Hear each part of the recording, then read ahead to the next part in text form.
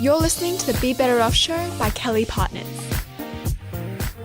Well, good morning and welcome to the Be Better Off Show, where we get great Australian people who are doing all sorts of things from all sorts of places and get them to share with us their wisdom that can make us healthier, wealthier and wiser. And today, I'm extremely excited to have David Tudehope with me, who's the CEO of Macquarie Telecom. What do you call the company by brand now? Well, Macquarie Telecom Group is a public listed company. We have a marketing phrase we use a lot, which is "so untelco." It's beautiful, which is great, and I think reflects your take. So I'm very happy to have David here today. I love to begin at the beginning. Where did you grow up, and what did you study at university? Did you go to university? And what was your career before starting the business? Yeah, so I grew up in Sydney. I went to Waverley College in Sydney, and then to New South Wales University and did a commerce degree. So that was the journey. Started out in banking. Now, that was back in the days where banking was booming, and most of the graduates from University of New South Wales went into banking, and I was with that. Banking industry had been deregulated only a handful of years before, and it was the place to be in the late 80s. And in I went. I enjoyed my time at banking, and the bank was, like I say, excellent in terms of their graduate trainee program, and I learned a lot. But after about 5 years, I realised that as much as I enjoyed banking, what I enjoyed more was going out and meeting the customer. And I enjoyed understanding what the customer's needs were and what was driving their business. I know something you do too, Brett. And even more than I enjoyed banking. It was that insight into myself combined with the deregulation of the telecom industry, it just started about the same time, was the catalyst for me to think about moving out of banking and start out my own business in this brand new industry called telecommunications. So it's a great story. You study commerce, go into banking, and then get into telecommunications. How do you make that leap? What was it? An article you read? A person that mentioned it to you? Were you looking for opportunities? It wasn't something that was subtle. Back then, in the days before the internet, it's hard to imagine now, but the papers were full of stories about the deregulation of telecommunications, the desire of the Labor government to encourage people to enter the industry, to create opportunities for all Australians, and to move away from what was a sad government-owned monopoly, Telstra, which called customers subscribers. And they wanted competition. They wanted people to enter the industry. So it was a very visible opportunity that everyone would have seen who read the Fin Review for about a year, and I did too. And I recognised that through banking, the market I understood was medium to large business customers, and that was the market that I started the business in. Telecoms, medium to large business customers, and talking to some of my customers, even in the bank, it was clear that they were not being treated as customers. They were subscribers. The bill was a one line saying, please pay. And there's a thing which was very prominent at the time called casualties of telecom, COTS cases, casualty of Telstra, and they were all over talkback radio. So this was an opportunity. It was very front and centre. I was by no means the only person who saw it, but I took the plunge, left the apparent security of working for a big bank, and started the business with my brother Aidan, and that's how the journey began. So, I always like to dig into the sort of the startup piece. Can you recall what you were earning in the bank and what in that first year, how you funded the first 12 months, and whether you thought, were you married at the time? Did you have kids? How did you think about getting paid? Yeah, so I don't get invited anymore, Brett, to talk at tech startup events because I tell people what it's really like. Yeah, totally. Everybody wants to imagine a tech startup is like something out of Hollywood. It's like a social network or something, and it's going to be wonderful. My experience was that yes, I went from the apparent security of the bank, where money miraculously appeared in your bank account every fortnight. It was extraordinary, and to an environment where there was literally no money coming in. So basically, I took the money I saved. I took the money from my unused holiday leave. And how old were you, David? 25. Yep. And I started the business just that money. So basically no money at all, in short. And I literally built it up one customer at a time. And it was very difficult financially. Like, you just have no money to spend on anything. And therefore you learn how to live on nothing. So, for example, when we started the Melbourne office, this is like, mind you, this is, by the way, year 2. So, like, you'd think that'd be a bit easier by then. I used to catch the Firefly overnight coach from Central Station in Sydney to Melbourne. I'd arrive at dawn. What years is? This is like year two of the startup. And what year was that? 94 or something. Yeah, 93, 94. And I'd arrived there. This is the days, of course, when there was 2 airline system and prices were sky high and there was no discounting. And I did this in 97. I used to catch the Greyhound at night from Central Station to Melbourne. I probably only missed you by a year or two. But by 95, I didn't need accommodation, right? If I came back the next night at 5 o'clock, I'd be on the bus, so I wouldn't need to stay and pay for a hotel. Well, you've taken my story. That's exactly what I did, because I was just 2 years ahead of you. I could have warned you. And with the benefit So you were saying the word, and for our listeners, it seems like ancient history. There were 2 airlines to fly to Melbourne. If my memory serves me correctly, it was at least $1,200 for, an economy ticket, which was enormous money, at the time. And so I think the bus was about $180 or $120 or something like that. Like, it was less than a tenth of the price. That's exactly right. There was really no other way, was there? No. And it's, as you described, Brett, it was, you change out of your tracksuit into a suit at the bus terminal in Melbourne. You do your day's business. You come back. By the time before the bus left, you change back into your tracksuit. Put your suit up above you. And the only good thing was the buses were comfortable. But a bus is still a bus, even if the seats are comfortable. You definitely, you remember the Goulburn stop? They used to stop once on the way down up at Goulburn in the days when it was on the freeway, the big Merino. You meet sort of all the midnight wildlife at Goulburn. Yep, and all the truckies and that's it. Yeah, that's it. And then there was always a bit of tension between the trainee police and the trainee corrective services officers. There was sort of a bit of a tension there. Anything could happen. Oh, funny, gosh, it's an interesting. So, for the people listening, in 97, I was doing my first book, and I'd go down there, and if I had to stay a night, there was a hostel in North Melbourne, that was approximately $20 a night.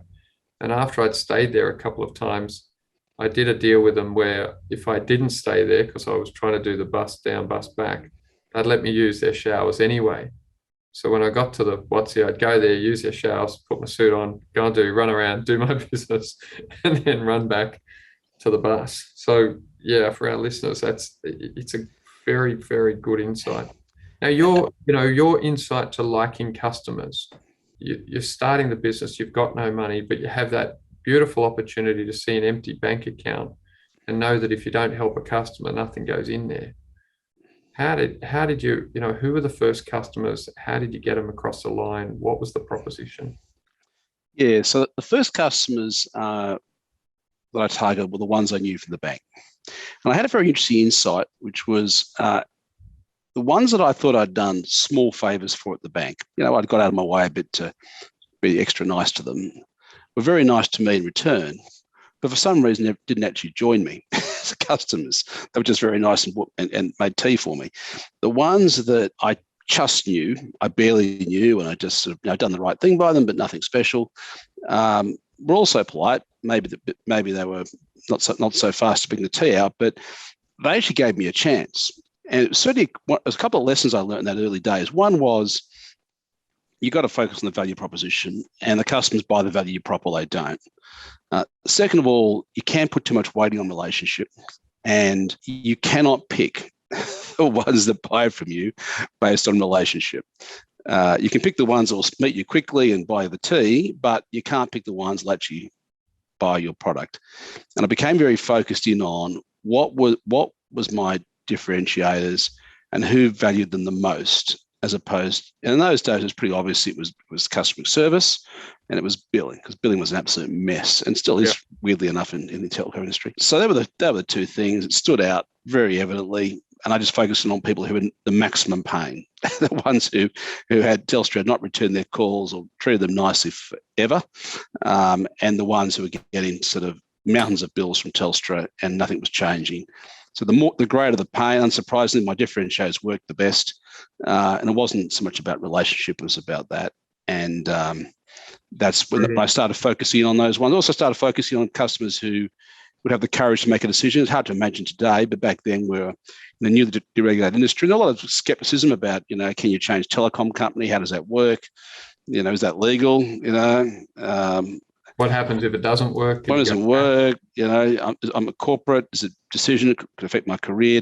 So you have to then spend a lot of time working through risk management and convincing the customer that the downsides were entirely manageable and small. So I was okay with that because, from the banking background, you spend all the time thinking about downsides and managing risk.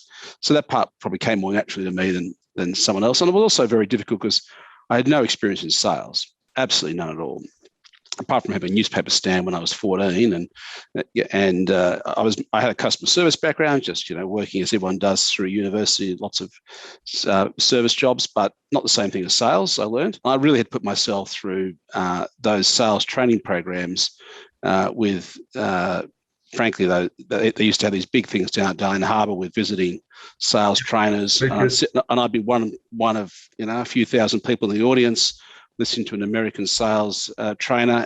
And for someone who at the bank who doesn't do selling, because people come to the bank doesn't go to you, especially in that era, this is wholly new. And I had to learn quickly because of, it was either sell or die, because I had no customers. And then the other parts, of course, the other parts came more naturally, which was the customer service, billing, because you think about banks, they do a lot of billing, and operational sort of matters came more naturally to me. But the sales bit, I had to learn it quickly, and I realized it was a profession, and there was quite a bit to it.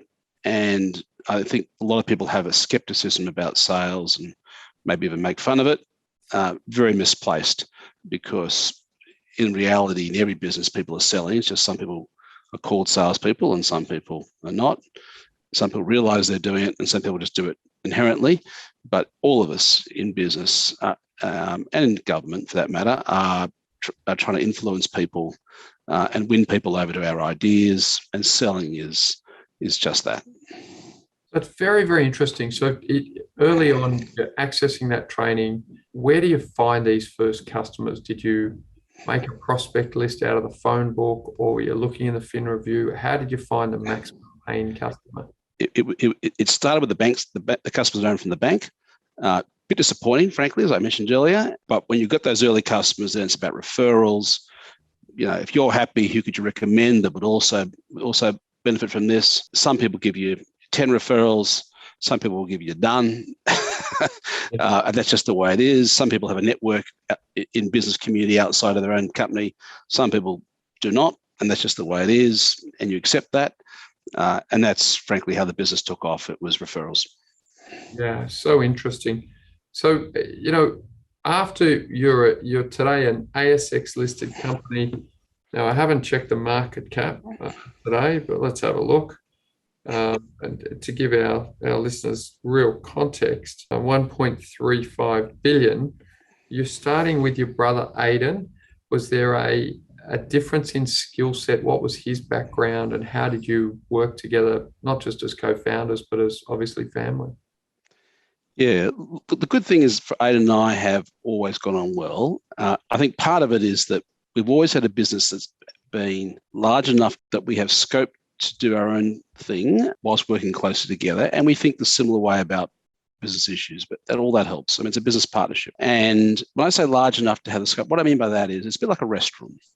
There's always, if you're both in the kitchen, it can be very difficult, I think. If you're both on the floor serving, it can be very difficult constantly interacting with one another. Fortunately for Aid and I, there's always been enough space that one of us has been in the kitchen and one of us has been on the floor. And yes, of course, you're talking to one another over the counter as the food comes out or doesn't, but that's the conversation. From a day-to-day point of view, you're in your own zone, you're creating value and having fun. And in fact, if anything, I'd say Aid and I have had to learn to make sure we make time to talk to one another, because while we think the same way, we sometimes don't make enough time to actually sit down together. We make all our time for everyone else. So I think that common perspective on business, a similar stage of our lives. Is he older than you? Younger. Yeah, a few years younger. Did he come out of a bank, or what was he doing? He came out of university. Yeah. Studied commerce, or? He did. He did study commerce as well. And I think it worked really well for those reasons. I think it'd be much harder if those things weren't true.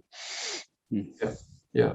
So that's really interesting. Now, when you started your hand-to-hand combat, empty bank account, working on your value proposition, I think all of those things are so, critical to a founder to be, in that hand-to-hand moment, because I do think it influences the business going forward. But did you have a vision that, 25 years later, you'd be the type of business you are today?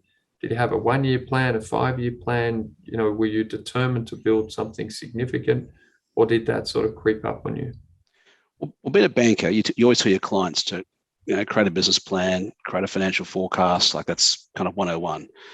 And I did that, of course. Having told my clients to do it for so many years. What I found was, which every business will tell you, is no plan. No plan survives first contact, right? So suddenly the spreadsheet got all kind of mucked up, and the numbers didn't all have zeros after them.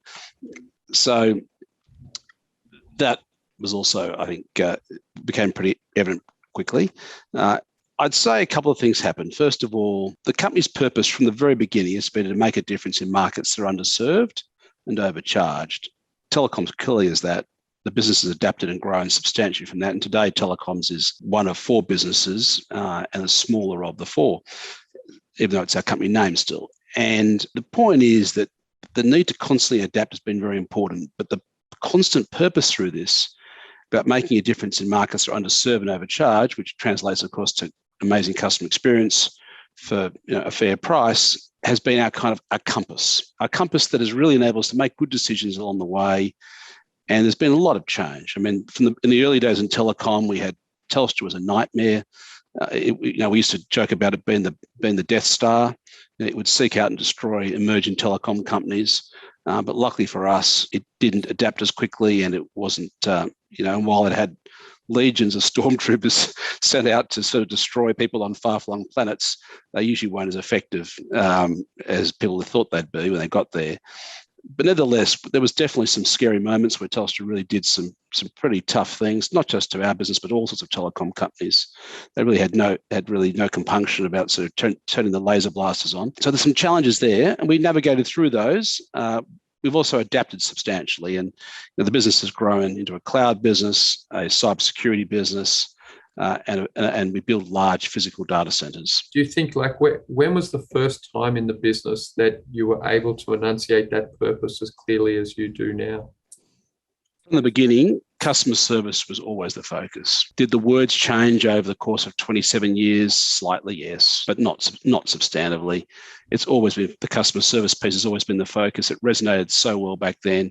And it gave us a bit of a compass to know what to do next, because you always have so many ideas, and every opportunity looks easy on the outside, hard on the inside when you get there, of course, but easy on the outside. And you've got to have some compass to go, how do I make decisions? And even in a day-to-day basis, the same way. I mean, just a simple example, people go, oh, that's great, customer service, that's a good idea. But if you actually really believe in it, you have to make decisions that aren't always good commercially, at least not in the first instance. I mean, an example would be that just the Christmas before last, we're about to launch a product. The product was a great product. We'd spent months developing it. We knew the customer demand was there. But then we had a meeting to sort of our final gate before release. We had customers warmed up to buy it. As it turned out later on, some customers had been more than warmed up. They're actually ready to buy. And it was quite clear that the product people had not thought through the billing. They had not thought through the operational procedures, like what happens when customers ring, on the product. But commercially, it was ready to go. And we made a very difficult decision to actually pull the product for 3 months until it was finished. Everyone was upset. Salespeople said we'd lose a whole lot of customers that were warmed up. Unfortunately, they were right. We did lose probably half our pipeline. They weren't supposed to be quite warmed up that hot. The customers did end up buying off someone else. We did finally launch the product 3 months later. By that point, the billing would work. The service procedures would work. If you ring up, we'd actually know how to fix it. The frontline people had been trained, all good to go. And of course, we gave customers a great experience. But yes, it did cost us probably half our pipeline. Half the customers roughly waited for us to release. And it is difficult. It is difficult to make those decisions. And if you truly believe in customer experience, they're the sort of trade-offs that really you have to make. And that's hard. And that's where I think a lot of companies struggle, because you've got to say no to things in order to be pure to your vision, like that pure.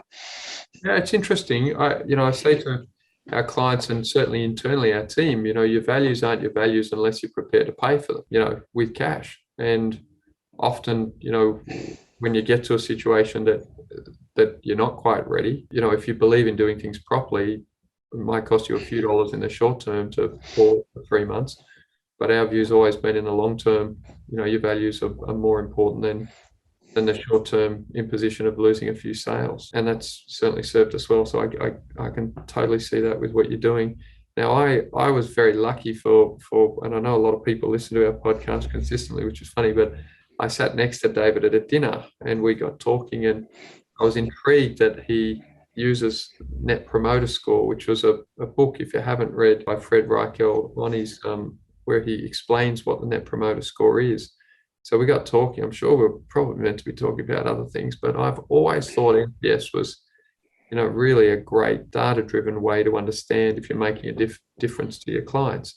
We all think we're making a difference, but now I had discovered some software that could do this in the cloud and do it very well and efficiently, but I hadn't met anyone who'd actually rigorously applied it. And so I met Dave, and I wanted to shoe the dinner so I could have an in-depth discussion about NPS. Can you share with us, David, when did you first start using NPS in your business, and how have you gone about it, and what difference has it made, and sort of how have you evolved that? Well, I think if I had one regret in the world of customer experience, that we didn't adopt Net Promoter Score earlier than we did. And it has been absolutely transformational for our business. And the power of Net Promoter Score for us, and why I wish we hadn't delayed those first couple of years when I read the article, thought that's a bloody good idea. One number, not a whole survey, and then being convinced that we had some other things in place that were good enough. The regret I have is because by having one number, you only have one truth, and people have to rally around that number. The problem we had when we used to have our 50-question survey was everybody got the answer they were looking for based on their interactions with customers in the preceding weeks, months. But in truth, no one got anything. Yeah. They just got confirmation bias. Yeah. And the power of one number, and the power of that number being measured all the time. We measure 50% of our completed transactions every month. Or in their language, complete episodes is the word they use in the book. You get such a high sample rate that you can feed the sample through to the individuals who actually did the work for the customer and those that supported them. Yeah. And if you feed it to them in real time, as we do, we feed it to them a second or two after the survey is completed, it pops up on their screen of their computer, then they can self-calibrate. They can self-calibrate that. What did they say? They thought it was a great conversation with the customer, thought they did an amazing job. Maybe they went over and beyond, and the customer gave them a 7 out of 10. Like, how could that have happened? They think, and their thoughts in their mind, it's fantastic, because then they get another one, they might get a 9. They go, right, well, that one.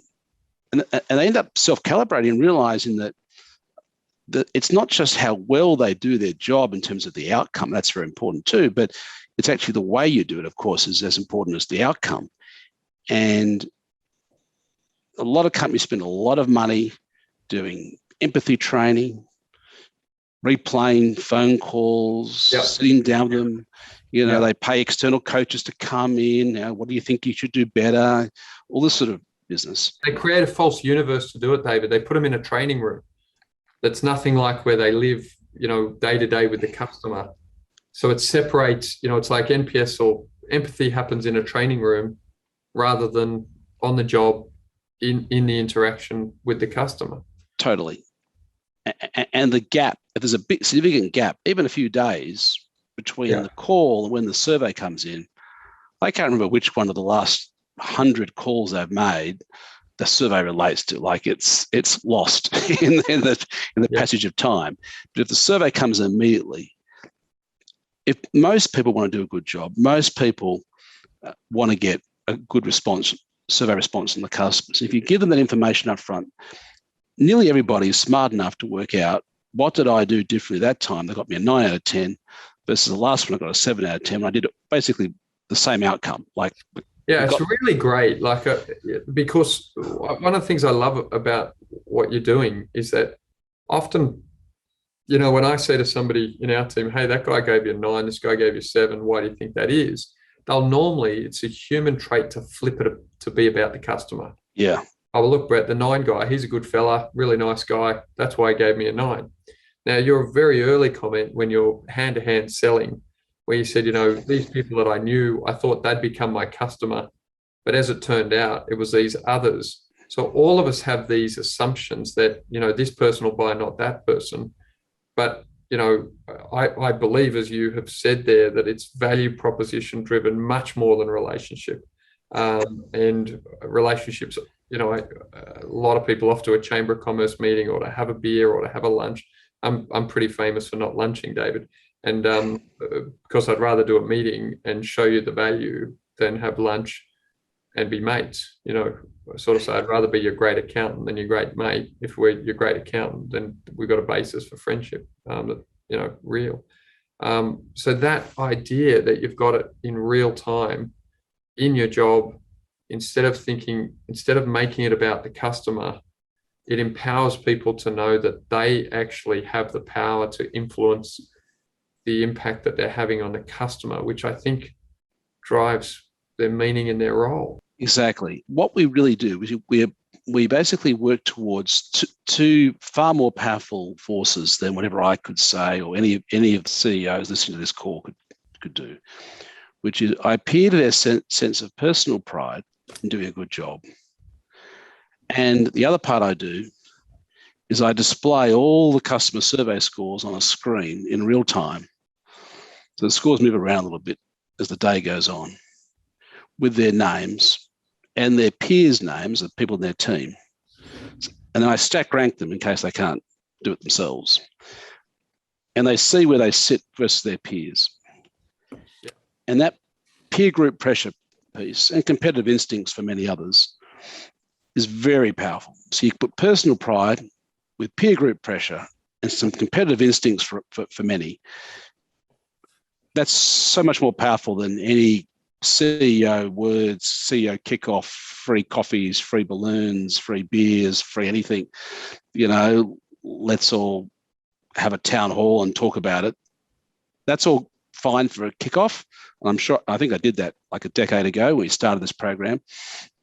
But nobody remembers that kickoff, even I've forgotten it.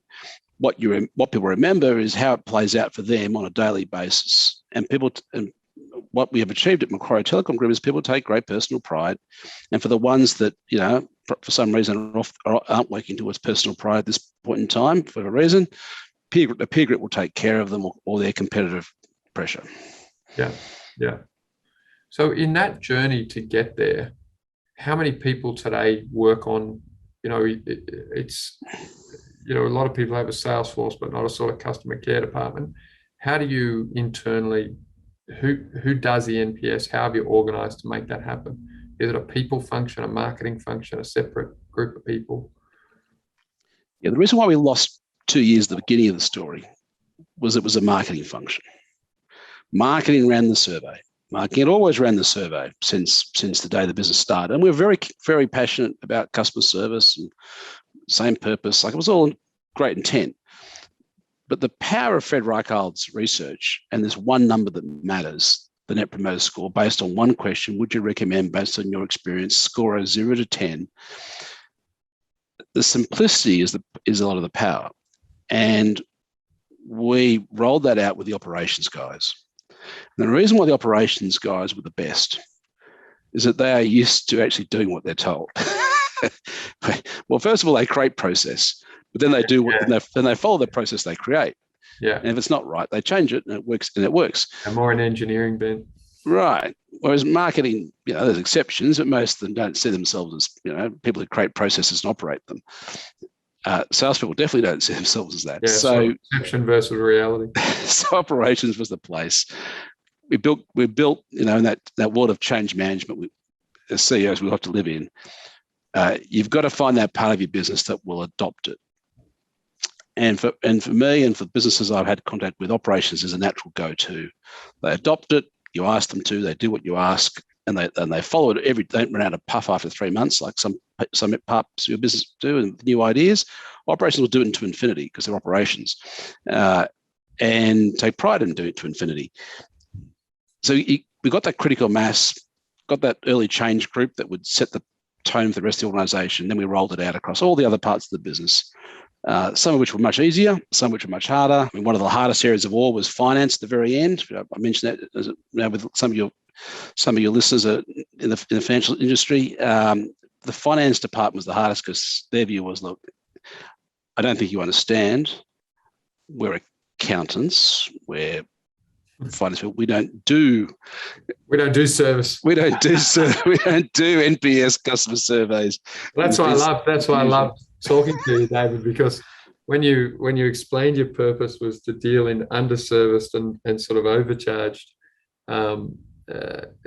environments, I got into accounting with that observation, just underserved. And it wasn't that they were overcharged; it was more like Telstra. No one knew what they were paying for what they were getting. It was just stuff.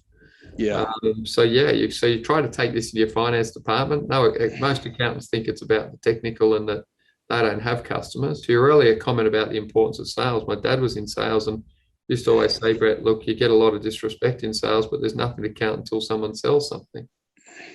Absolutely true. A genuine profession if you look after people and focus on making a difference. So how did you ultimately get the finance department on board? That was one of the last areas that was really hard. Really hard. We, of course, imposed it. They resisted. We reimposed. They resisted. But more seriously, what we did is we found one or two people in the team who decided to play along. Who liked people. who embraced the change. And we stopped trying to, and we literally had one or two who embraced it. We built them up as heroes. We worked out what they were doing to get such great scores.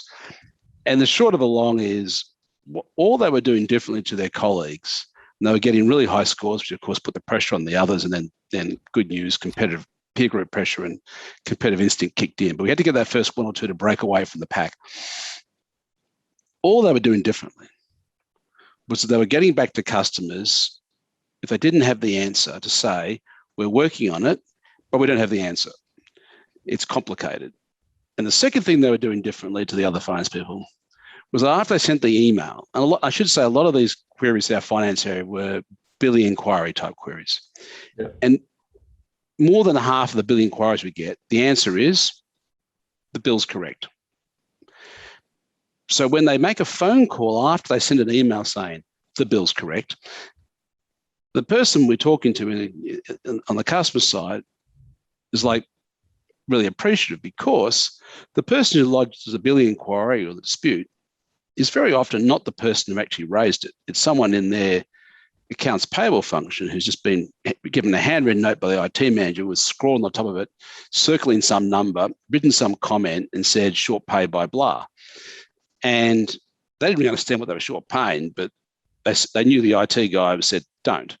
So when we call back and say, look, the charge is valid, here's why, blah, blah, blah, blah, we're the first person that we often find to educate the accounts payable person on what, in fact, they were disputing, why the charge was valid. And selling the accounts payable person, like, well, first of all, they pay it, but also they really appreciate the fact that someone's taken the time to explain what they were disputing. What we find a lot of the time is the heads of IT who are our ultimate customers actually don't often have to take the time to explain things to accounts payable. They just circle things, squiggle things, type into the system and move on to the next one. Yeah.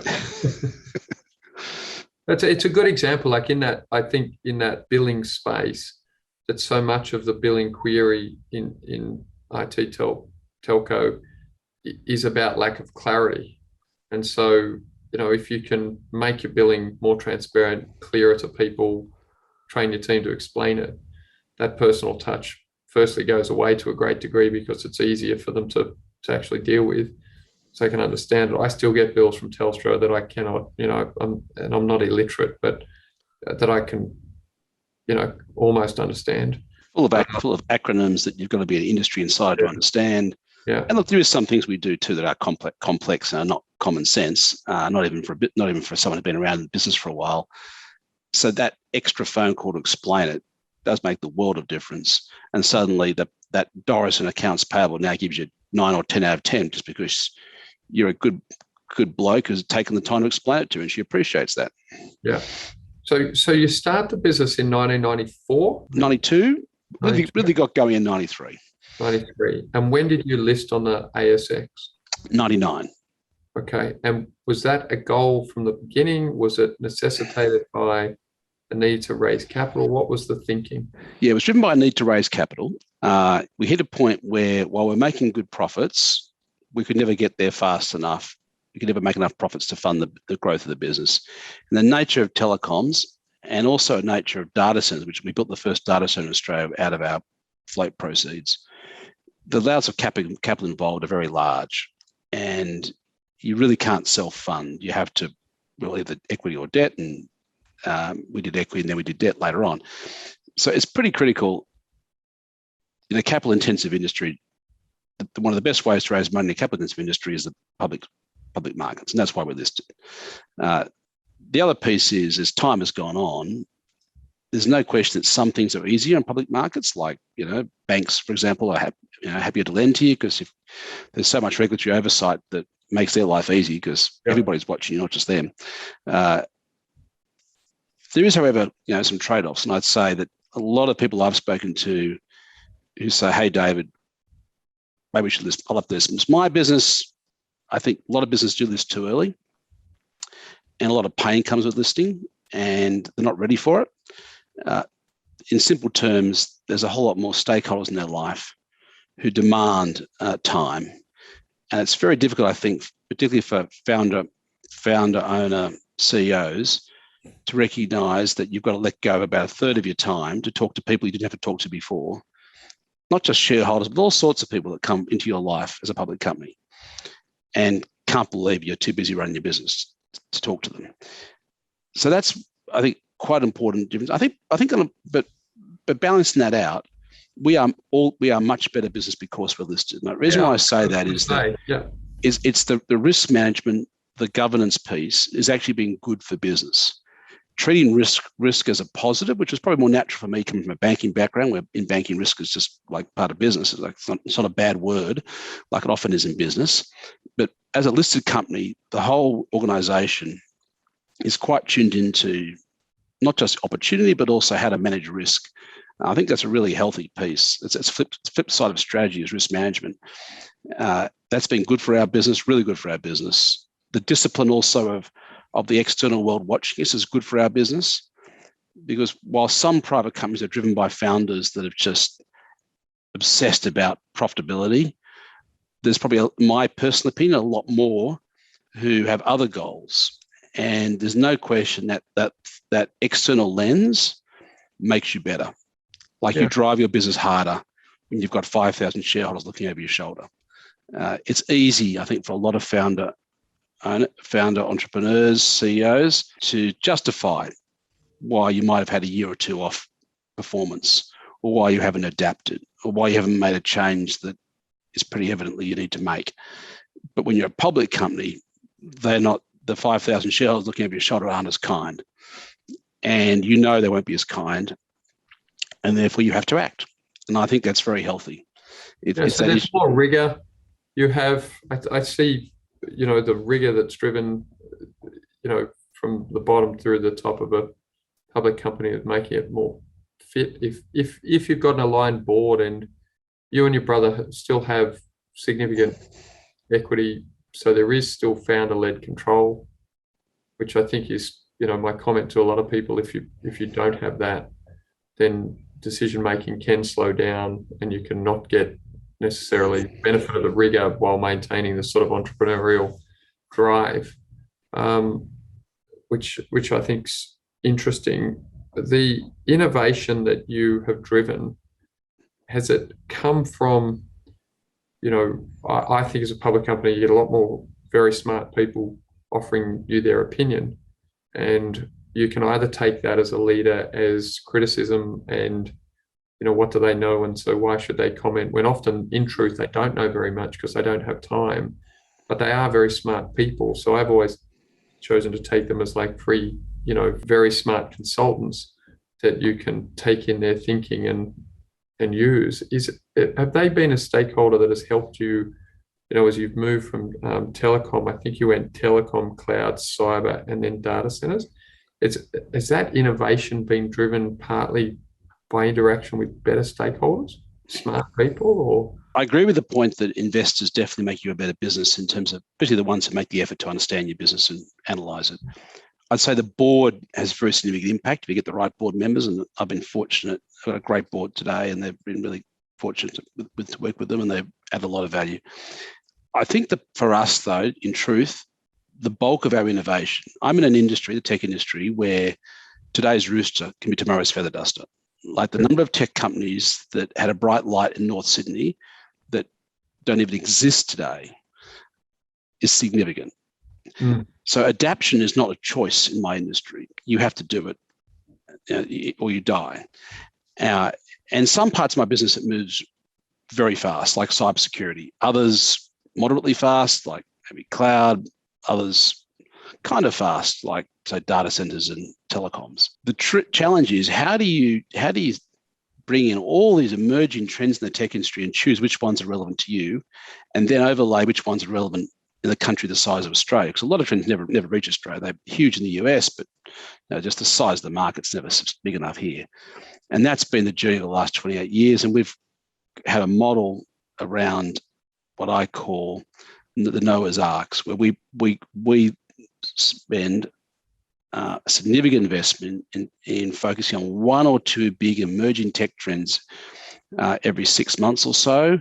We travel around the world meeting companies like us, consultants, suppliers, to work out, are those trends an opportunity for us in Australia? And almost every innovation in our business has come out of that. And I call it Noah's Ark because it's not just myself and the chairman or myself and another exec. We take one salesperson, one product manager, one marketing person, one engineer, and depending on the mix, and out of that comes fantastic insights, both in the preparation in advance, the 2 weeks on the road, and the month or so afterwards, turn into a business case. What's the role of the customer in there? Like, is it the sort of clear focus on this proposition to the customer that's driving what you ultimately select to engage in? Or this is a very interesting question. There's probably two answers. There's no question a lot of our great innovations have come out of customer insight. I'd say, though, that in many of the things we've done, we've had to do them ahead of customer insight. Ahead of the customer. Yeah, like no customer asked us for a data center when we built the first one in Sydney in 2000. When we did cybersecurity in 2005, there were some customers asking for cybersecurity, but cybersecurity was not on the radar of a lot of customers. It was more of a ticker box thing, that they ticked a box, someone told them they got cyber. So they were like, good, we got cyber. So there are spaces in my industry where you do have to lead the customer and then just be confident based on US or global trends that this trend will arrive in Australia, and you're making a judgment call. And we built a $30 million data center out of our float proceeds in 2000, and we hoped the customers would do what they'd done in the US and move into data centers and out of their own corporate offices, and they did. But which is today, how could they have not? But back in 2000, it was by no means clear. Yeah. Yeah.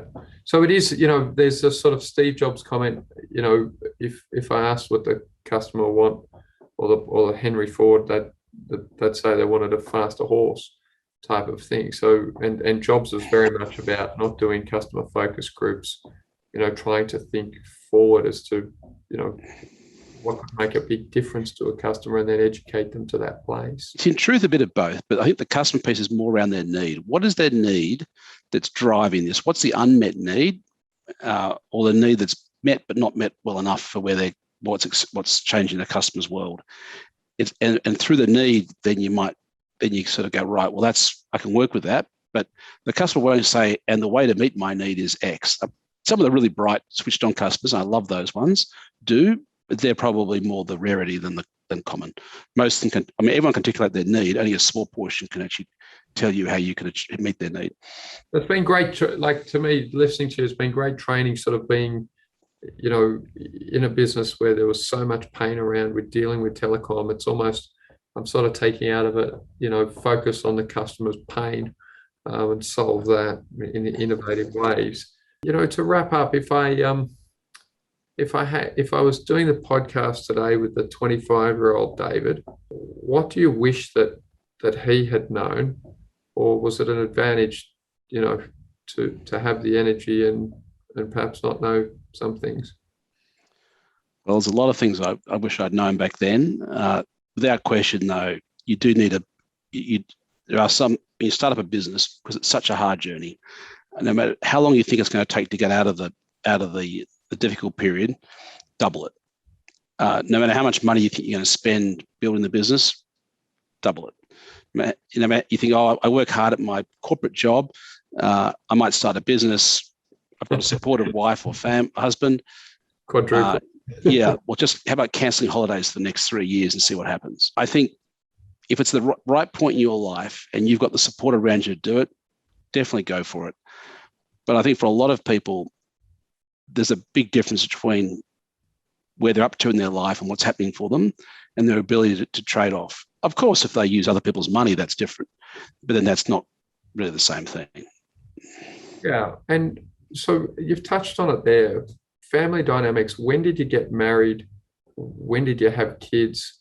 How did you manage? And that was definitely after the startup phase. It was after those early years. So I got married in 2000, and children, in the years after that. I think if you're only using your own money and you've only got the money you've saved, there is no other way. Of course, if you bring other people's money in, and these days there's a lot more opportunity for venture capital and angel funding, which didn't exist back in that time, then it's a different story. Of course, even today, even with that money, there are trade-offs like control and these financial partners do, of course, exert quite significant control sometimes. So you've got to choose wisely. But without question, it's much easier today than it was back then. And you don't have to make the level of sacrifice that you and I made, Brett, to start a business today if you don't want to. Yeah. It's very, very interesting.